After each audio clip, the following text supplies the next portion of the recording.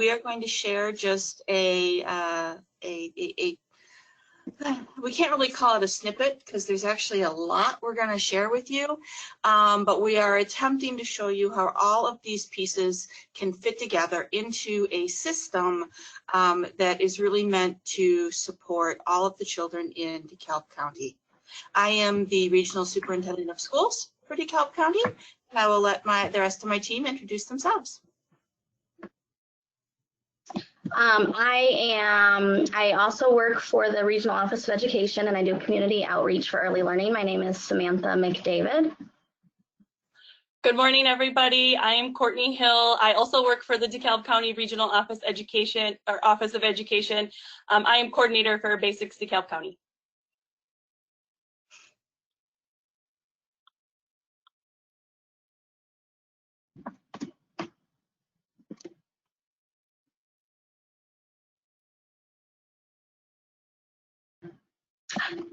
Sorry, okay, everyone can see this. So some of our learning objectives today that we would like to cover are, we would like everyone to be able to learn about a comprehensive early learning collaborative and increase awareness of how a strategic plan can be built. And then also we would want you to leave with some tools that you can apply these strategies to your own community. And so to start off, we are going to do a couple polls. And the first one is, how familiar are you with systems building? And then at what stage is your early learning collaborative? And I believe Ruby is going to help us with these.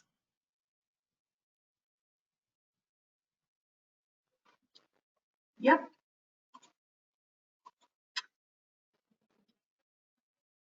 At what stage, you said, right? Is that the one? The first one is, how familiar are you? Okay, sorry about that. So here it goes.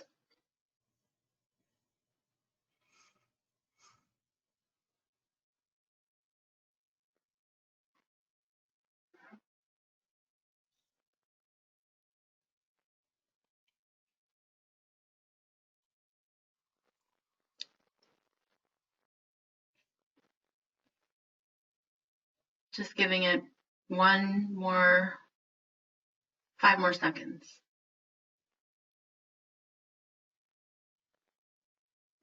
Okay, I'm going to close it, and then Amanda, you can share what you see.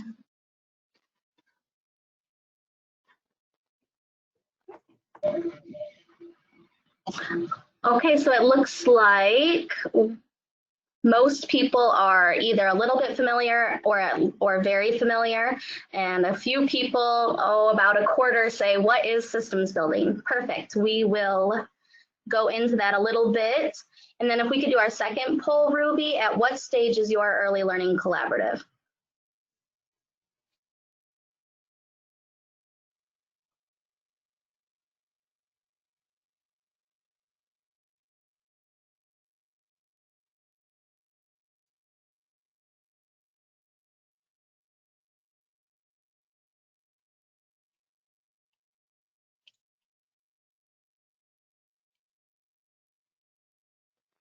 Do another 5 seconds.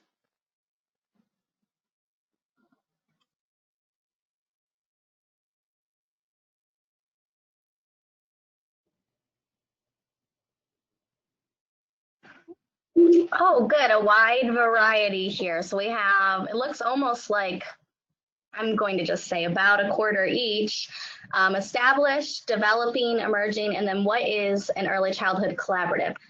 That is wonderful. Hopefully we'll have a little bit of something for all of you.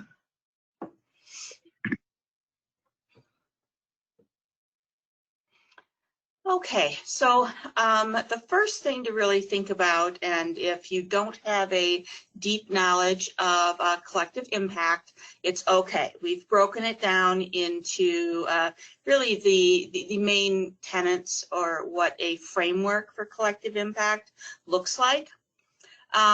So there's a common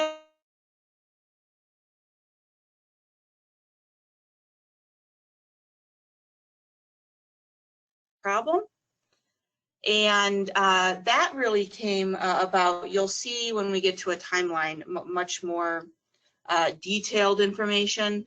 But really our problem, we thought as a community, was that we didn't know if we were actually serving our birth to age 5 children appropriately.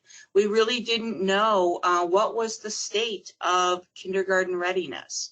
And this goes back a couple years now that we have been really working on developing a shared vision on how to approach the problem once we got a better understanding of what the problem was. There is also an aspect in collective impact of measurement, and you need to have agreed upon indicators and an instrument for continuous improvement. Now, we do have kids, and so that in the last 2 years, we've been able to really look at in terms of countywide data and district and school data. But we also, one of the things we're talking about today is the importance of strategic planning. And in our strategic planning as a collaborative, we built in implementation indicators so that we would be able to internally also see, were we progressing? Was anything that we were doing actually having an impact? Reinforcing activities, that's the concept that all of these different organizations working together collectively need to be coordinated. We can't just have the mindset or the intention like the title of our virtual summit is. We actually need to coordinate our efforts in order to get to those maximum results, which are outcomes.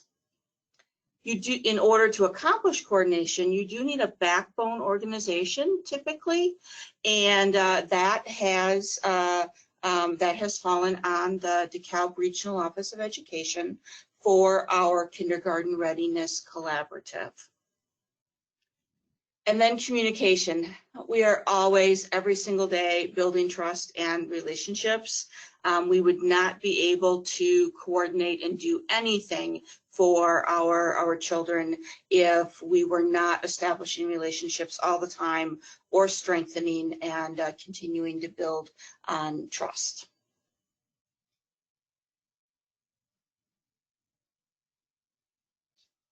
And so the Kindergarten Readiness Collaborative, just to give you a little bit of information about who we are. So we're countywide, and we have almost 105,000 residents, 8 public school districts.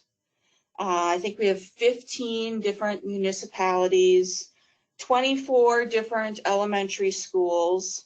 In terms of our school districts, we range from very small rural, 700 students, to a much larger suburban diverse population of 7,000.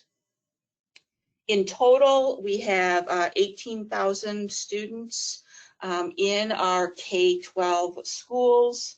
And when we talk about really a wide range of needs and how do we differentiate for each and every little community, for our free and reduced lunch numbers, we range from 60% of our students on free and reduced lunch in DeKalb School District to 6% on free and reduced lunch in Hinckley-Big Rock.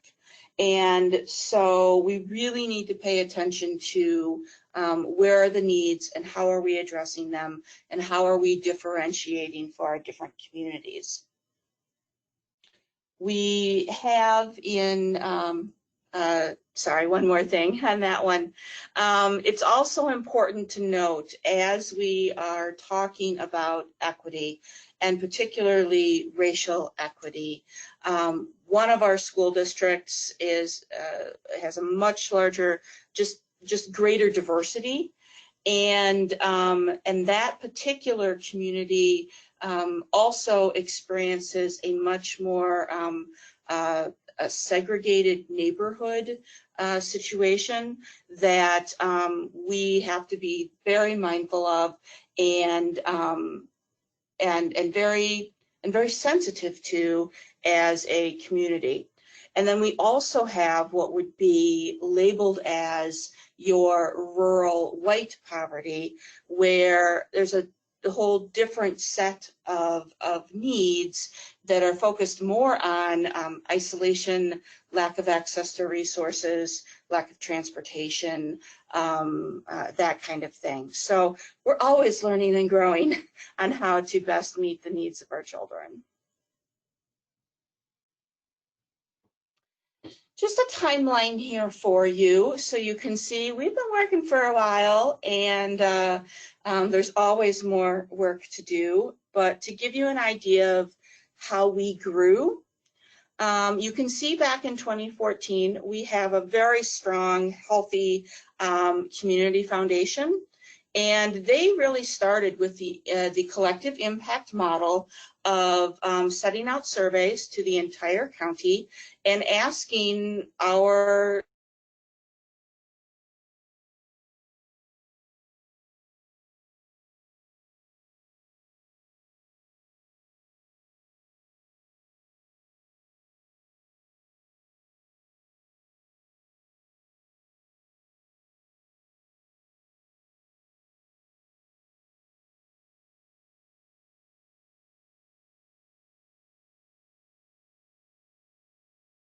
me on that's when our Kindergarten Readiness Collaborative was established. We held our first early learning summit and have continued to hold those at least once a year, sometimes twice a year since that date. And that early learning summit is really meant to bring together our early learning world and our school world, our K-12 world, because what we found out in those surveys and focus groups is that these two worlds were not talking.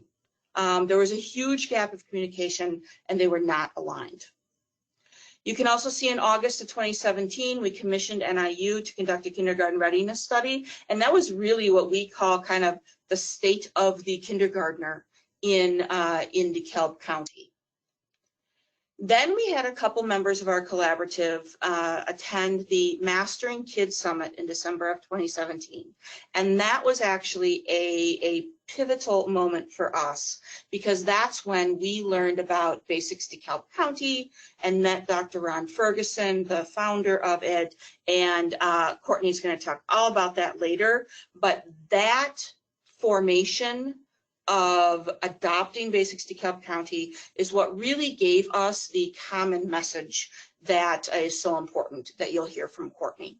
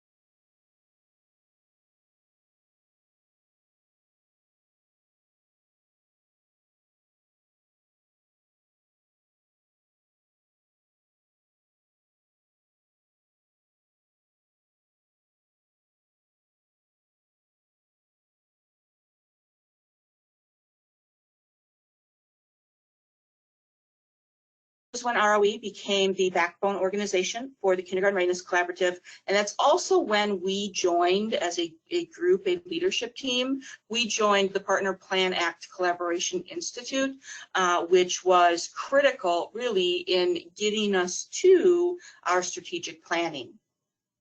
We hired Courtney in March of 2019 to really kick off our community saturation of basics. Strategic planning began in October of 2019. So as you can see, I mean, that wasn't that long ago. While we did have loose work goals, we did have a mission and vision, we hadn't fully engaged in strategic planning with objectives and tactics and implementation indicators and timelines to hold us accountable. We hadn't done all of that until this past fall, and that was really a turning point for us. And then you can see this spring we have continued to use the on-demand consultation through Partner Plan Act in order to continue to grow our collaborative and move toward being better at supporting our children. So we take a look at our vision statement here, and all DeKalb County children have equitable opportunities to be prepared for school and life success. I think what's also important here is, again, moving from intention to outcome of, yes, it's one thing to say,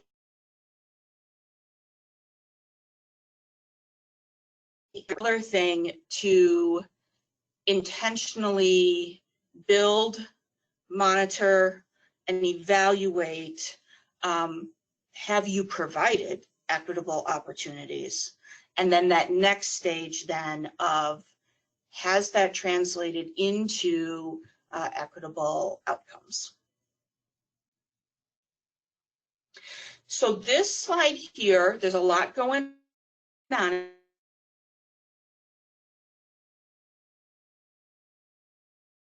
And you see there, Kindergarten Readiness Collaborative Steering Committee. And if you look on there, we've got the health department, our mental health board, a representative from at least one district. These are not all the members of the steering committee.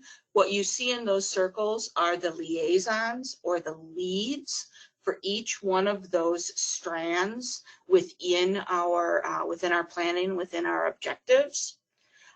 We have our 4C, our community coordinated childcare. There are several that are ROE related. And then we have our one circle over there of Family Council, which has not landed in terms of a leadership organization, but we're working on developing that. You'll see our areas of impact. This all came out of our strategic planning. So it goes from broad to more narrow. We have access to early learning opportunities, parent and community partner education support and resources, and then also the health and wellness of children, because we take the approach that K-readiness is about the whole child and what are we doing to keep them healthy and well, not only academically ready for kindergarten. And before we move off of this slide, I just wanted to also point out that we do have a box outside of this circle labeled community, because we do feel as a collaborative it's very important that our community really is what drives the work that we're doing. And so the needs in our community are represented by the work that we're doing. Thank you, Sam. And I'm not sure if everyone can even see that. On my screen, the community is cut off at the bottom, so do know that's there and always present in our minds.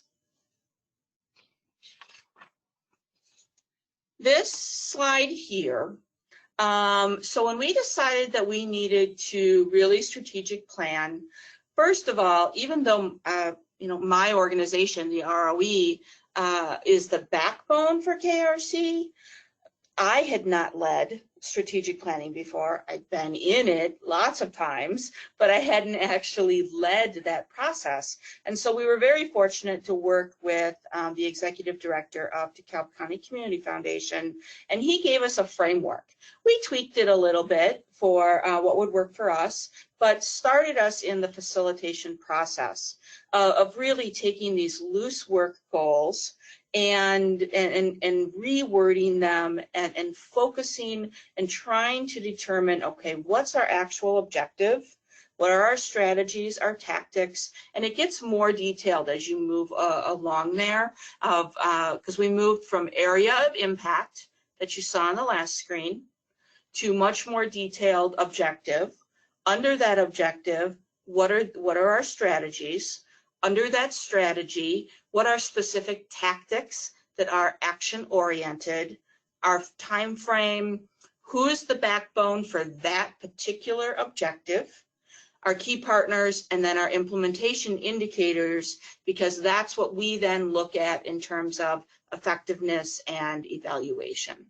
This is just one page out of a much lengthier document, and it's just to give you a a taste of what you can produce as a result of going through that process. And then you cannot let that strategic plan go away. It doesn't just sit on a shelf. It must be organic, it must evolve, and you as a group need to keep going back to it to go, okay, where are we on this objective? Have we moved? Have we not? Who's running faster? You know, is there an objective that we're further ahead on? That's great. Did someone else need to slow down a little bit because of capacity in their organization? Where are we with that? But you can't just create a strategic plan, put it on the shelf, and then continue as you always have. You need to keep going back to it. And I believe, Courtney, you're on. Can everybody hear me? Good. Okay, so what we've done for the remainder of the presentation is really we've kind of pieced apart that strategic plan by impact areas to really show the process and then the product of those impact areas. So I'm going to start off with area A, which if you remember from a few slides ago, was access to early learning opportunities, specifically on the objective that every family of every child and all of our community partners will have access to resources to better help prepare our kiddos for kindergarten. So next slide, please, Sam.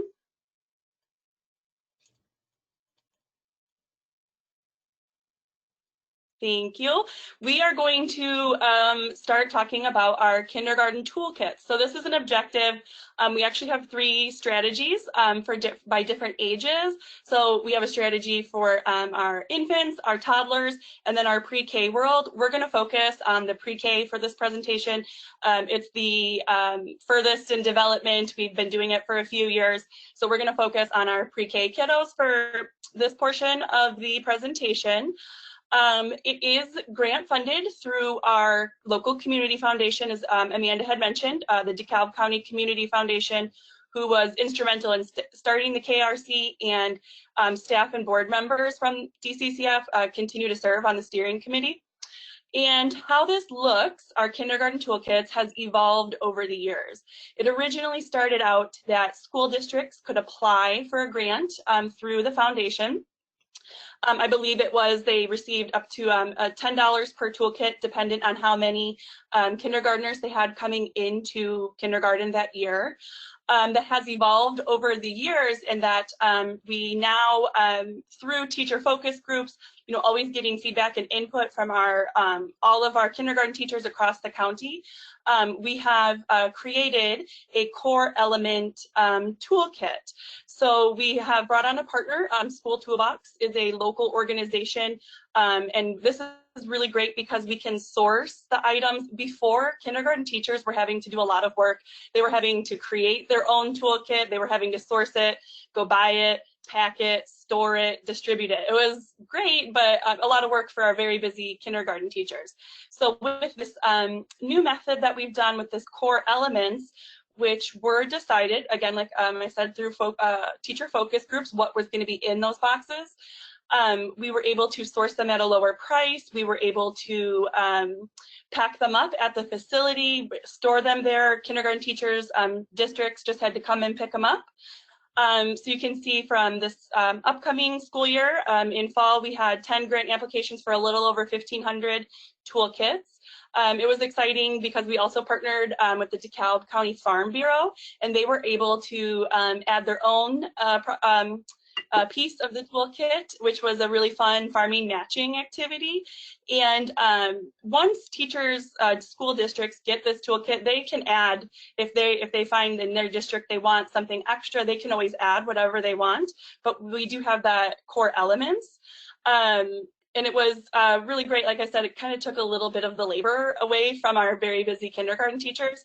We do offer it in English and Spanish. And typically what would happen is they would be distributed through kindergarten readiness or kindergarten roundup nights. Unfortunately, that had to shift with COVID because I think almost all of them were canceled throughout our county. So what we have seen school districts do and has been successful is like drive-throughs. So they can, do that on their own time when it works best for their community, and families can just drive through, get their kindergarten toolkit. A lot of school districts have their kindergarten teachers there so they can meet them. Yeah, I think we have a reflection question that we were going to, and I do see the chat is happen. So we can address that too. What we had posed as a question for you guys is that how would a toolkit reflect the community user? Feel free, we encourage you to use the chat box, but if you want to talk, you can raise your hand. And I believe Ruby will be calling on participants, but you can use either one. I'm checking the chat right now, and it looks like there's a question. What was the source for the kits? In terms of deciding on core elements, I'm guessing you're asking, that was determined by feedback from K teachers, where we were able to compile what did they collectively, come to consensus on as the best, most used, most developmentally appropriate things to put in there. I'm not sure if that addressed the question, or if you mean what was the source for the kits to mean like where did we get them from?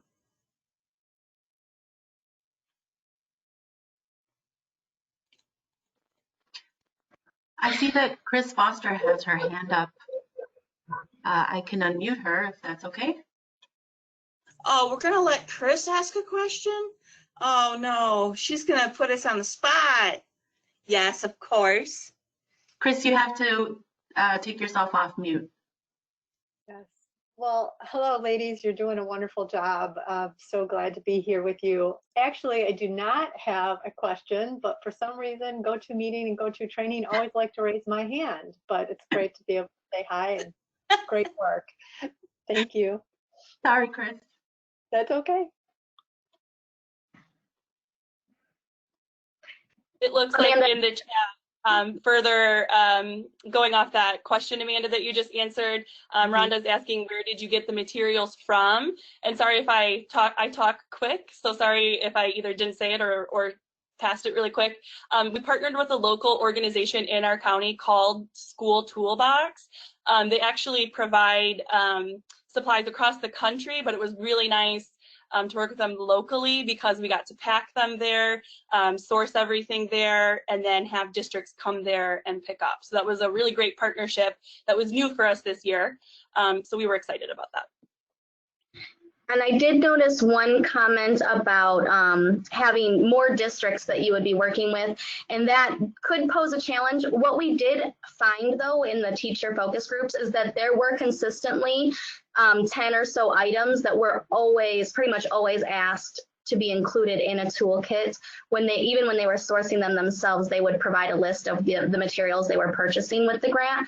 And so there were things like crayons, dry erase boards, Play-Doh, books, things like that were consistently included. And so we were able to really come to consensus on what to include in that across 8 school districts, and we included some preschools also in that, I believe. And while we collected the teacher feedback, because we were small enough, we collected it in person in a, in a focus group. I think you certainly could start with some type of survey that is a maybe even a multiple choice based off of what do you know is readily available through whoever you may find to use as your source. You could create a lengthy, multiple choice and at least start narrowing down and figuring out what did they decide as core elements. The piece in this, though, that I think is really important, however you process it, is we have to listen to the expertise of our kindergarten teachers and our pre-K teachers. I, as regional superintendent, cannot assume to know what they in that field with those children, what they need in a toolkit. So you got to go to where the expertise is.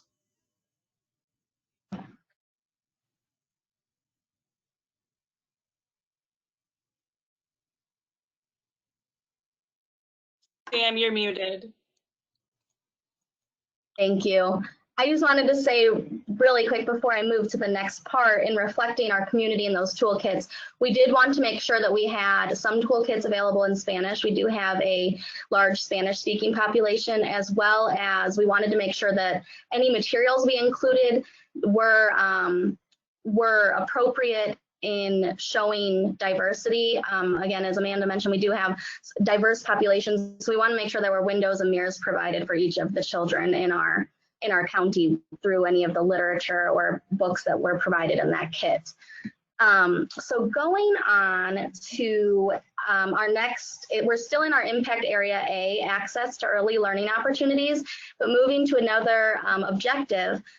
All children will have access to high quality, informal and formal early learning opportunities. It's weird.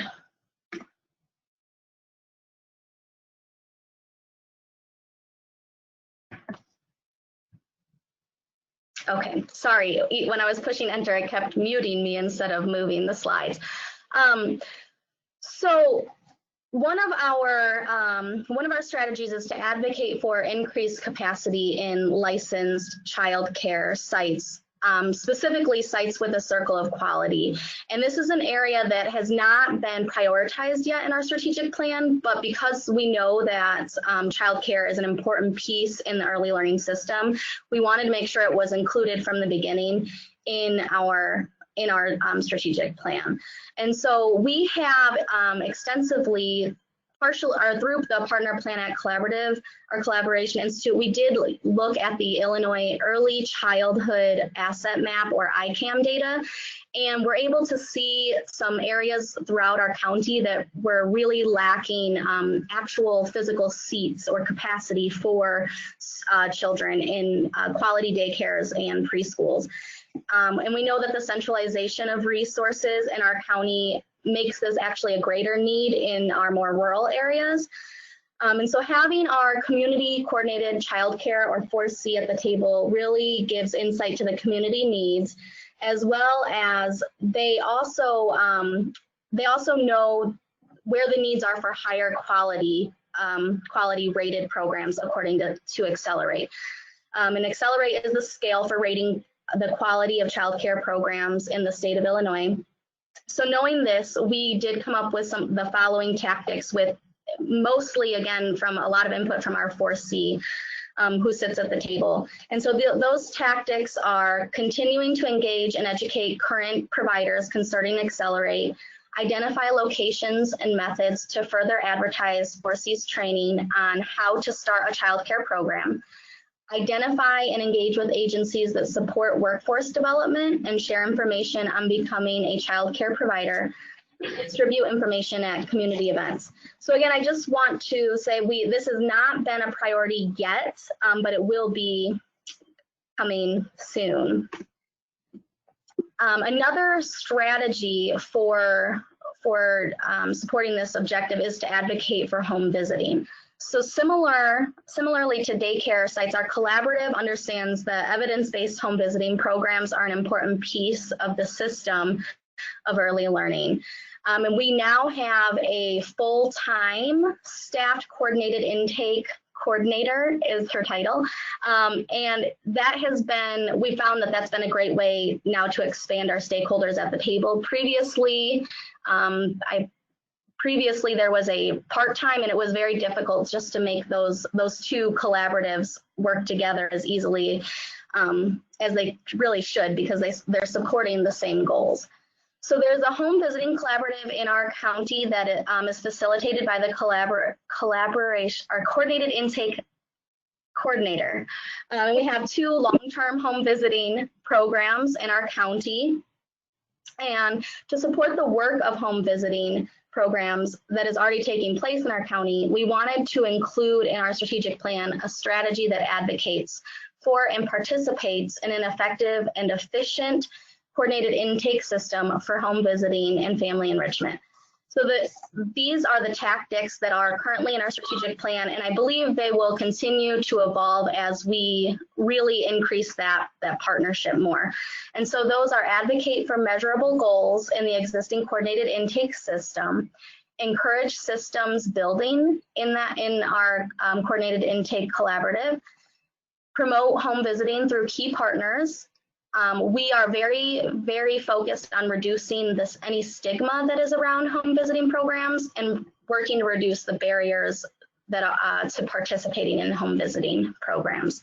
And I see there's one question in the chat: how does coordinated intake work? I know there was an excellent session yesterday I believe it was yesterday or the day before, on home visiting programs and coordinated intake. So I'm sure we could go more into that at the end if we have time. So please bring your question back up, Rhonda, if we don't get to it. I guess actually leading into our reflection question, what does home visiting system look like in your community? So for us, like I said, there's 2 long-term home visiting programs. There also, there's a doula program. Our health department also does some short-term home visiting. And so we have a collaborative where key partners that are supporting home visiting and advocating for it sit at the table, as well as home visiting programs that provide support to families with children 0 to 3 and help them transition. Does anyone of my other presenters want to jump in at all?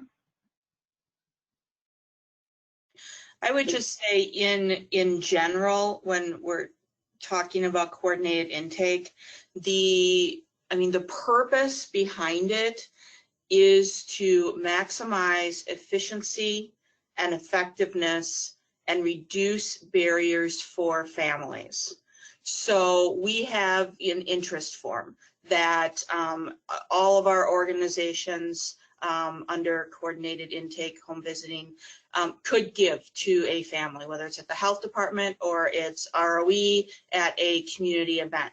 All of those interest forms go to the coordinated intake person, and then it gets funneled to the home visiting program that best matches the need of the family.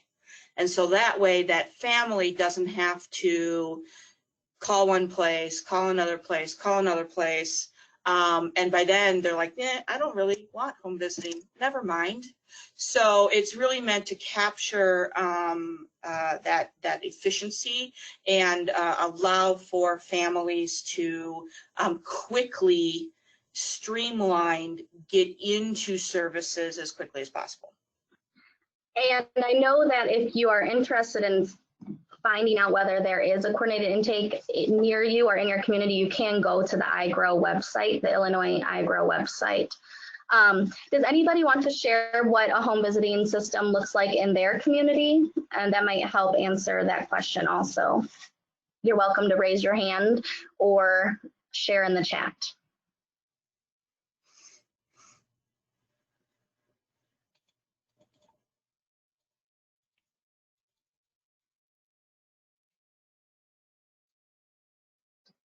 We have Maria Roman.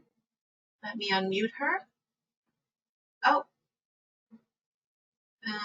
no, she's gone. Oh. Come back, Maria. Okay, no, so nobody's raising their hand. Nobody else is raising their hand. Okay, I do see some other people are putting that they do use iGrow as well. But again, we will have time at the end for questions too, and potentially can look at that. Oh, I saw another answer really quick though. Multi-tiered, where did it go? Multi-tiered, a county home visiting network. Okay, sounds like a similar idea. You're looking to really make sure you're not duplicating services, but providing services to everyone that qualifies and needs them.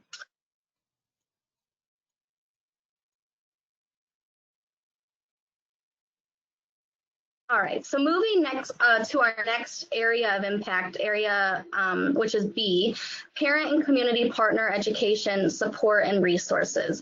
And the objective of this impact area is to support children's transition into kindergarten and use information from the kids' assessment to drive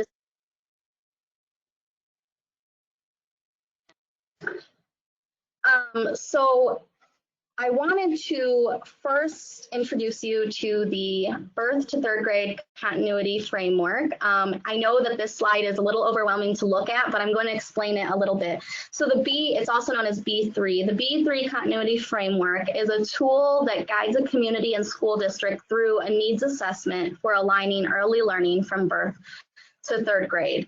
And it reveals areas that are already aligned or areas or opportunities for better alignment. And so our Kindergarten Readiness Collaborative has included this tool in our strategic plan because it's a very comprehensive tool and it focuses on cross-sector collaboration. In the handouts or the materials included in this presentation, there is a PDF of the entire framework. It is very comprehensive and a little overwhelming to look at first, but once you start getting into it, it's not as bad as it looks, so don't be afraid to try it out. So we've piloted this framework with one school district in our county, and we plan to continue using this framework with other districts. It really focuses on that transition from community to school district or elementary school, so that sometimes we see a big gap between the early learning world, or what people think of the early learning world, and then elementary schools or school districts, when really we should be looking at it at least from a birth to third grade continuum. And so it focuses, there's several buckets that it refers to that it focuses on, such as governance, strategic plan, and it's a really great. All right, I keep unmuting myself every time I go to switch the slide. So the B3 continuity framework is one way that we work to align our early learning in our county. And another way that we strive to promote an aligned system is to offer networking opportunities to childcare providers, preschool teachers, and elementary school teachers and administrators. We host annual, Amanda mentioned this earlier in our timeline, we host annual early learning summits where service providers that serve families with young children, childcare providers, and elementary educators can come together to learn about the work that everyone is doing in different parts of the early learning system. Another tactic that the DeKalb County Kindergarten Readiness Collaborative is employing is to offer joint professional development that focuses on aligning early learning. Our backbone, the ROE, our backbone organization, completed the process to offer both accredited Gateway credits and Illinois State Board of Education professional development units. So we are able to offer accredited professional development to both childcare providers that are licensed through DCFS in the state of Illinois, as well as to our early childhood, kinder, first, second, third grade teachers. So by offering workshops that fulfill both professional development requirements, we increase opportunities for alignment. And through the B3 continuity framework, one need that presented itself was an understanding of how the Illinois early learning and development standards do align with the Illinois kindergarten standards. And so we're able to, just recently, we were able to host a professional development series by contracting with a local early childhood educator in our county. And we offered both forms of professional development units and had attendees from every community and school district throughout the series. And so we do this by, I'm sorry. And so we also want to, another tactic is to offer opportunities for the community to examine kids' data.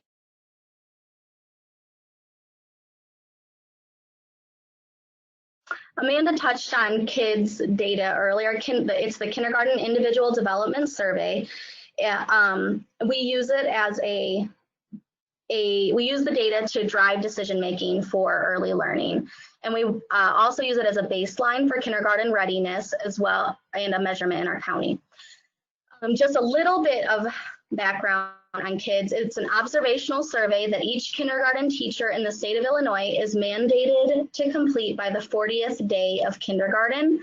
The public data is not a reflection of the kindergarten teachers or the school district, but rather provides a snapshot of how our children are coming to kindergarten prepared across at least 3 domains. The 3 domains that are required are literacy and language development, cognition, which is math, and social emotional learning. And we've heard time and time again that kindergarten teachers, they're not as concerned if a student can't count or name their ABCs or know their letter sounds. They really, really, really need them to have some of that social emotional learning to be prepared for kindergarten. And so as a collaborative, we use this data to leverage buy-in from our stakeholders. We're committed to informing the community how we are preparing our children with the mentality that it takes a village, and hopes that we can rally support to fund and continue the work of our collaborative. So we held our first annual Kindergarten Readiness Community Forum in January. That's the picture in our slides. And we had representatives from the Illinois State Board of Education, the Robert F. McCormick Foundation, who were instrumental in developing kids, and our collaborative. And we had over 80 attendees, including parents, childcare providers, educators, funders, and local politicians. And we will continue to use kids to leverage support. So, we were hoping to engage you in a short conversation around how can greater knowledge of kids' data make a difference in aligning the early learning system in your community. I guess first, does anybody, if anyone wants to put in the chat or share out loud, does your collaborative use kids' data at all?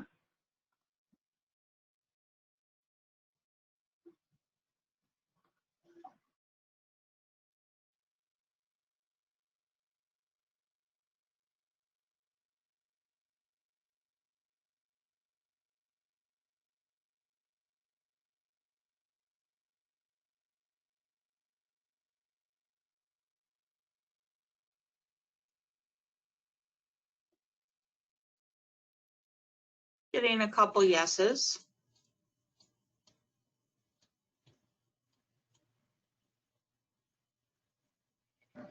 Perfect.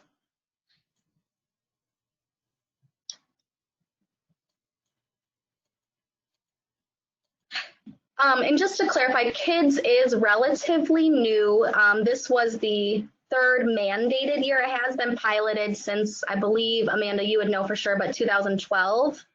I think so. Is that around there? But this past fall was only the 3rd required year to report kids' data across the state. Is that correct?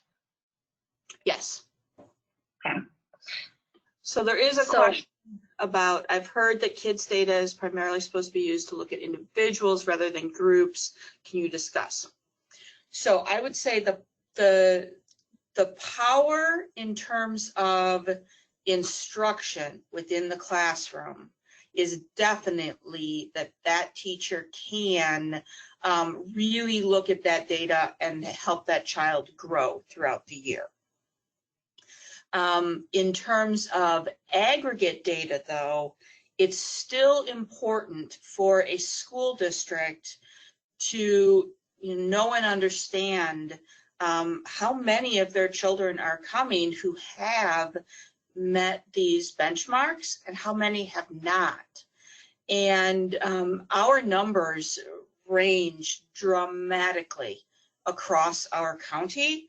And then these numbers can be used to help identify areas where children are not coming as ready as other areas.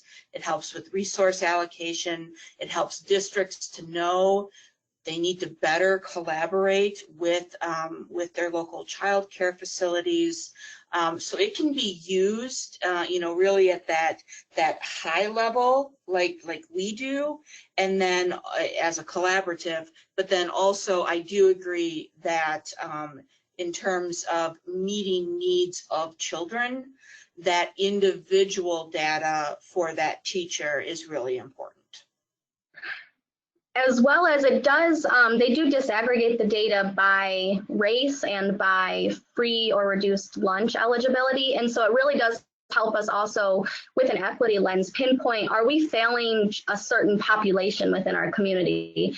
Are we not providing equitable opportunities to begin with in a certain population or for a certain population in our community? So making sure that we're really focused on who needs more support and getting that support to the right places. Yep. By English language learners and IEPs as well. Yep. Thank you, Vanessa.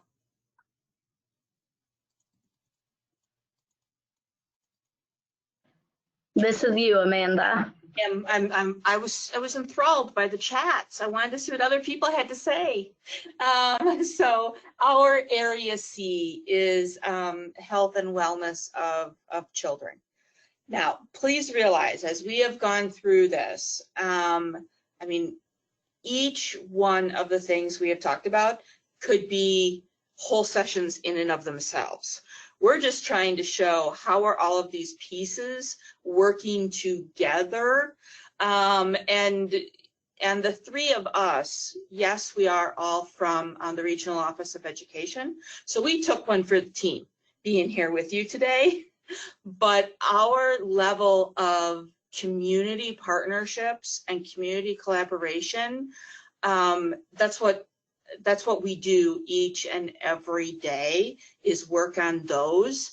And so we really had to look at what's the whole child, and then decided as a collaborative that while we as a steering committee, we cannot address and solve each and every problem across our county, but we need to be the advocacy group that intentionally reaches out and attempts to partner in order to build a healthier world for our children. And so Area C is really actively engaged with community partners focused on the health and wellness of infants and children. You'll see one example here of a partnership, our DeKalb County Health Department. This wall is one of our favorite things that have come about, and you'll see basics, which Courtney is going to talk about. But what's really important for this particular piece that I'm addressing is that the health department was on board from the very beginning. The administrator of our health department is a member of our steering committee.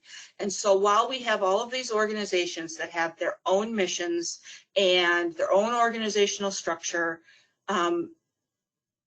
we can find the common ground with the agencies, and we can support each other. And so health department was critical in how do we address the needs of our infants and toddlers. And then we also did get some engagement from Northwestern Medicine, which is our local hospital system, healthcare system here. And they are actually the ones who contributed the funding to build this basics aligned activity board that is housed in the health department. So a good example of agencies coming together to take care of our kids. Another facet of health and wellness is a few years ago, it really determined by county leadership that we wanted to become a trauma-informed community. And really, we've changed that now. We still call the committee Trauma-Informed Committee, but what we really mean is that we are trauma responsive. It's not just that we are aware of trauma, it's that we are trying to build systems that respond to trauma. And so you can see, you know, we've built our knowledge base of ACEs, adverse childhood experiences. We have looked at, you know, really cross-sector. This group did strategic planning, and this group was, I mean, law enforcement. It was local salon owners. It was other leaders, business owners, and without solicitation or without prompting, without coercion, this cross-sector group said we need to focus on our littlest. We need a common birth to 3 trauma screener, and then the next step is we should be providing better services for those kids.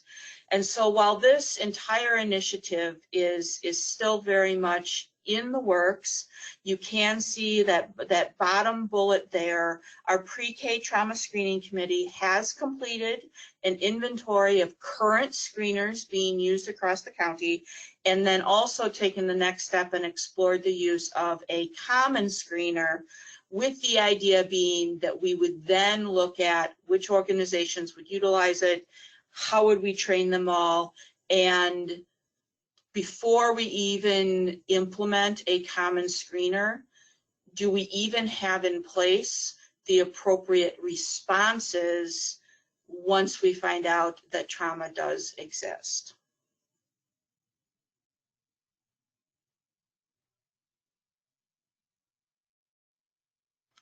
And then this is just an example of other community partnerships to promote health and wellness. Our local United Way, our park districts, our local food pantries. We have a very strong DeKalb County Community Gardens organization here that really addresses food scarcity, food deserts, nutrition, and how it ties to health. And so they have a Growmobile. And you can see that truck there, and then that's Sam. You just can't tell because she's all bundled up and masked, because this was after COVID hit. That while we had already been traveling with the Growmobile in order to promote the importance of early learning, what happened was we shifted with COVID and found funding in order to provide diapers and baby wipes. And so then we started traveling with the truck in order to not only promote early learning and basics, but also provide what was really needed, which has been diapers and wipes for our infants and toddlers. So reflection question here for you. Who do you need to work with to support the health and wellness of all children in your community? Feel free again to raise hand if you would like to talk, or you can put it in the chat.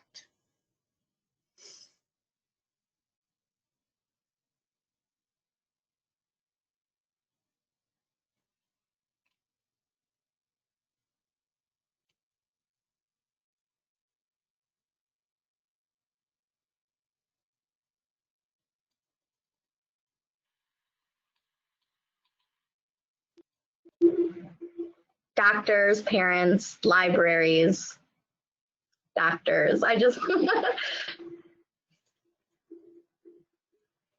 Nope. And I should say too that the trauma informed the pre-K trauma screening committee that is led by our health department. It's not led by someone here at the ROE. We attend and support and know exactly what's going on. That's really led by our health department, and the administrator there has been successful in engaging one of our pediatricians to attend some of those meetings. It's really challenging with the schedules our pediatricians have and our OBGYNs have to engage, but we are working on it. I see parents. Yep.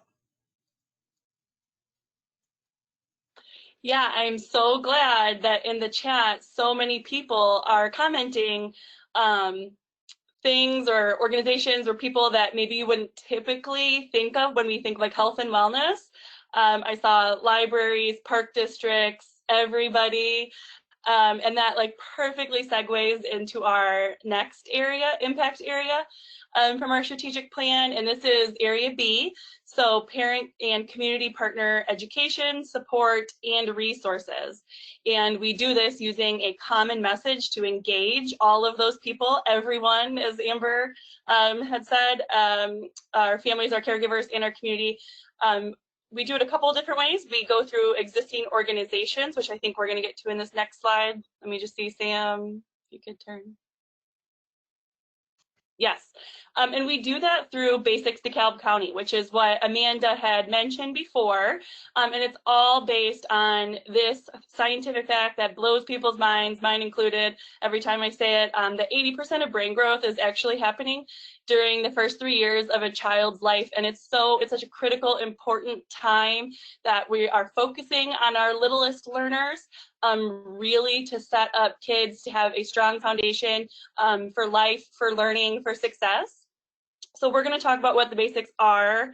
Actually, I believe we're going to play a video really quick introducing what the basics are, and then I just want to point out some of these bullet points on why we chose it, why it fits our community, and the power behind it. So if Ruby, you could cue up that short video. Also use this opportunity if you need to get up, stretch, use the restroom. I believe it's about 3 minutes.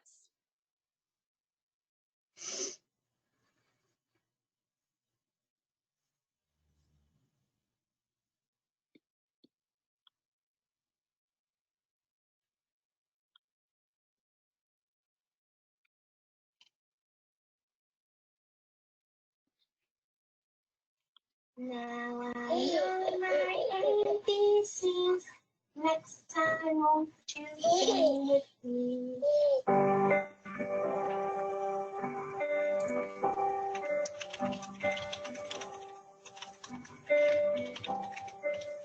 Learning begins the moment your child is born. Do you want to play too? Every child is filled with vast potential for success in life. And those first 3 years can have the greatest impact on your child's life.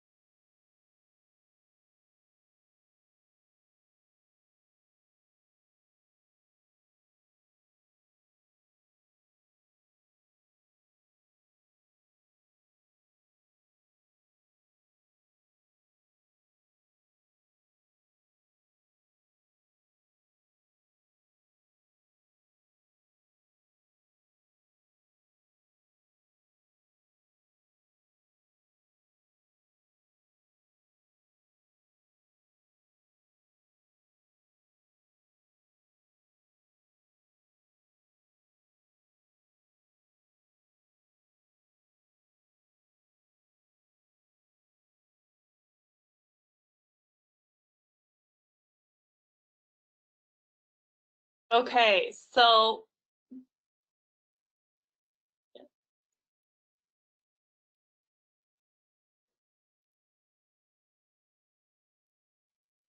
thank you, Sam. So I hope the video worked for you. It was a little jumpy on my end, but if it didn't work, I believe the link was posted in the chat if you want to check it out. It just gives a quick little overview of what the basics are.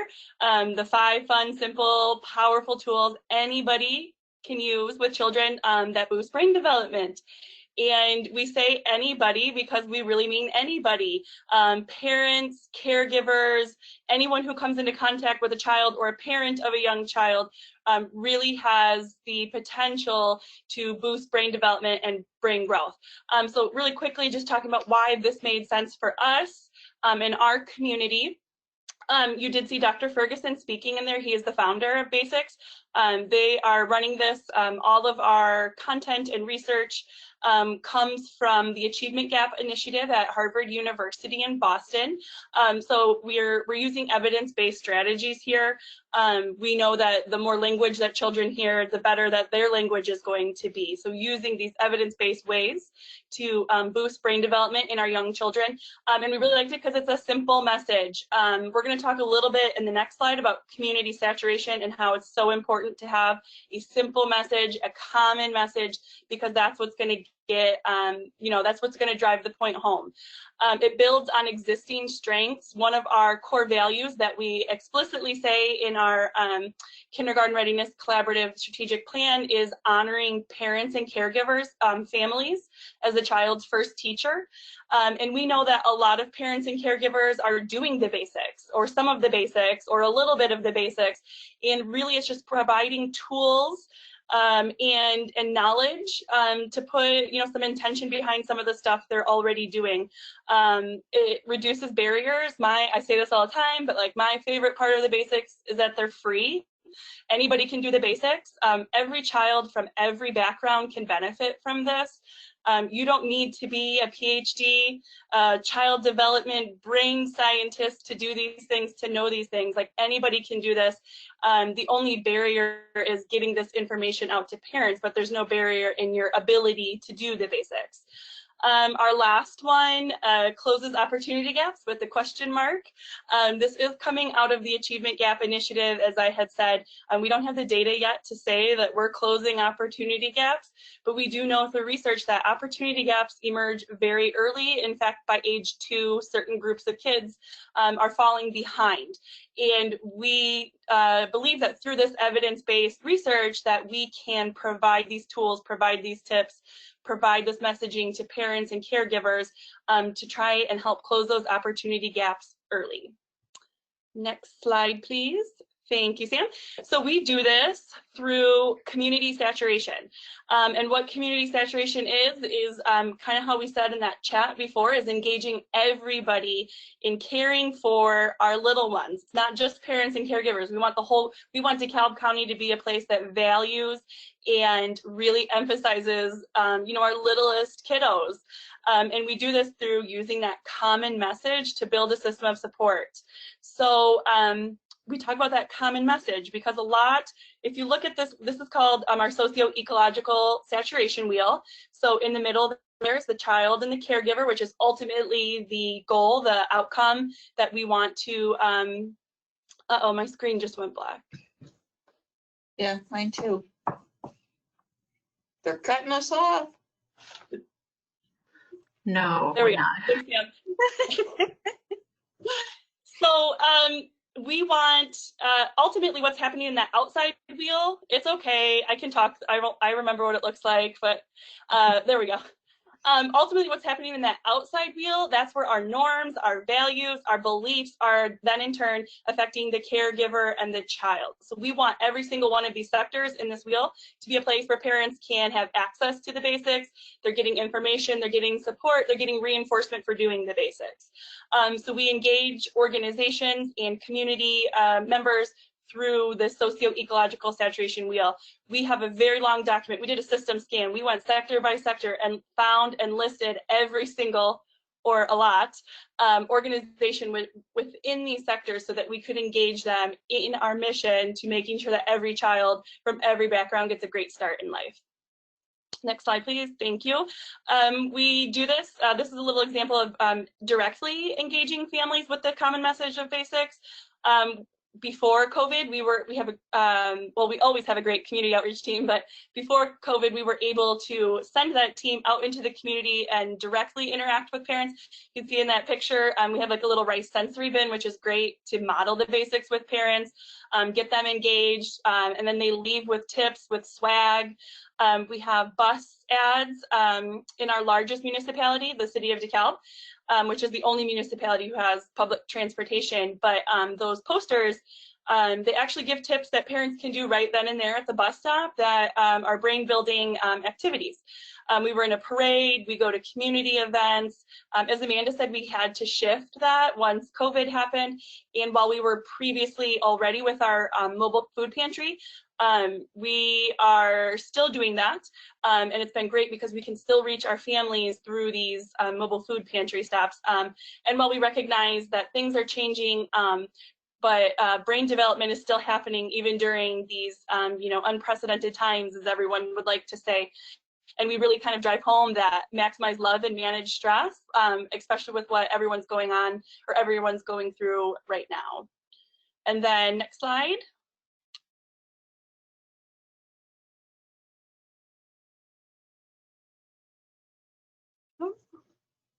It looks like Courtney may have froze. Families. We also reinforce this common message with cross-sector partnerships. As Amanda had mentioned before, that we love the basics and we love that they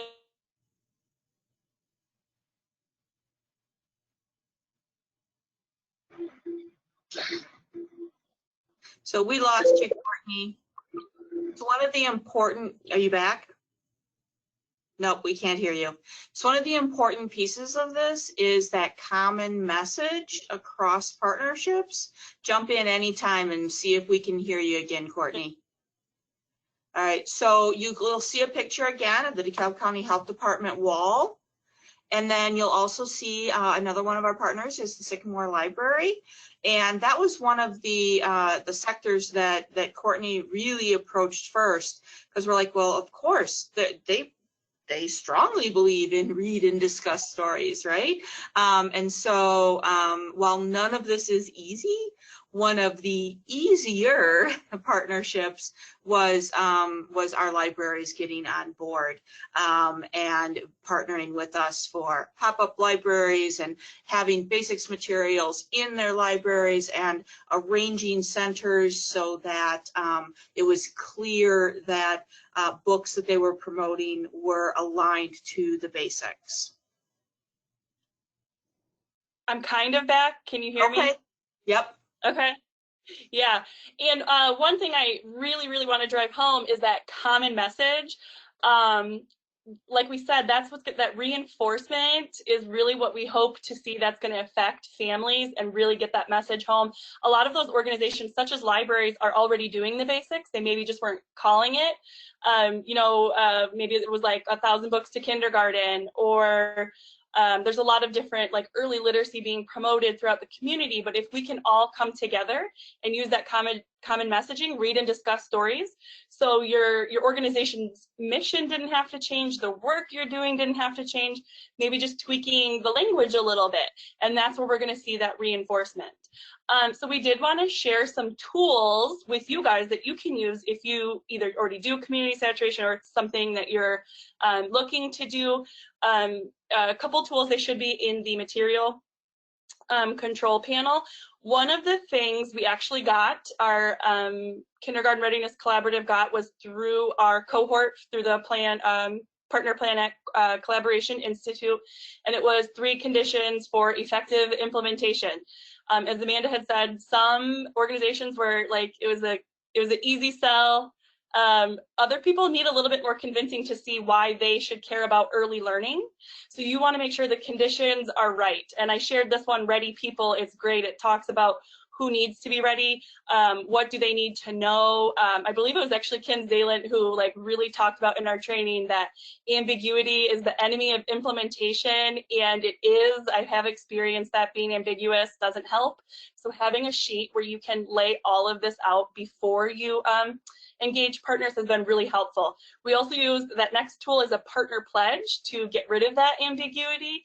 And it's just, some people might call it an MOU. We thought it was too formal. We use partner pledge. And it's really just committing the commitment of us, Basics DeKalb County, and then the commitment of the partner that is going to partner with us through using the basics. So into our reflection question, we wanted to ask you guys, do you have a common messaging in your collaborative or your community? What is it, and like how has it been powerful? Again, if you want to use the chat or raise your hand, we can do either. And we'll take about 1 or 2 minutes on this because we're closing in on the end.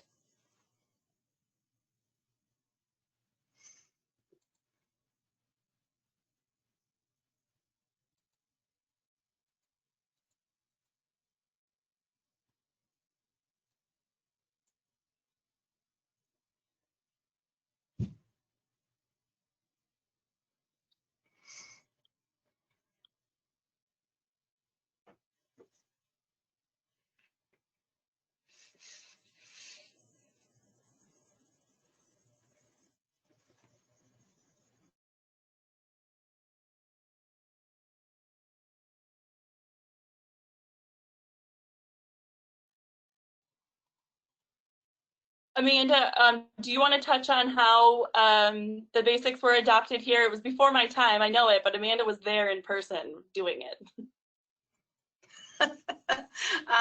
Is that, oh, how you adopted it? Okay, so first we heard Dr. Ron Ferguson. He was one of the keynote speakers at the Mastering Kids Summit in December of 2017. Then we loved it so much, we reached out to him. We brought him here, and he addressed our early learning childcare providers with what the basics were. And because we knew we needed our early learning world to support this first. And what they said overwhelmingly, unanimously was, of course, this makes sense. We love it. We understand all of the research behind it. Now it's your job as a collaborative. You got to go tell the rest of the community.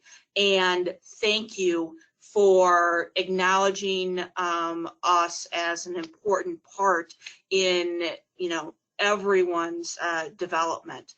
And so we listened to them, and we went out and did it. There are some licensing things with the national, Basics Learning Network, but we also very much are honored by the national organization to grow and have our own grassroots initiative here. You just have to work with the national basics to for logos and messaging. It needs to be the consistent message.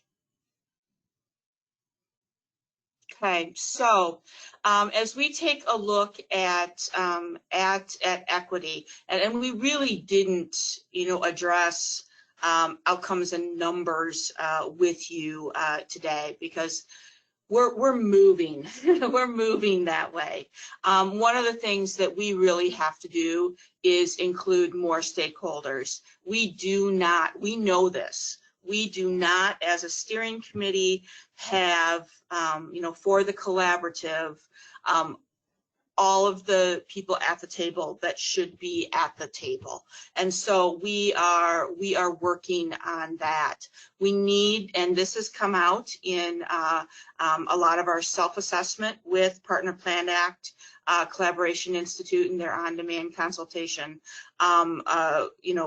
We see these cracks in our structure and organization where we need better equity training, and then we need to really then operationalize that and make it more systemic.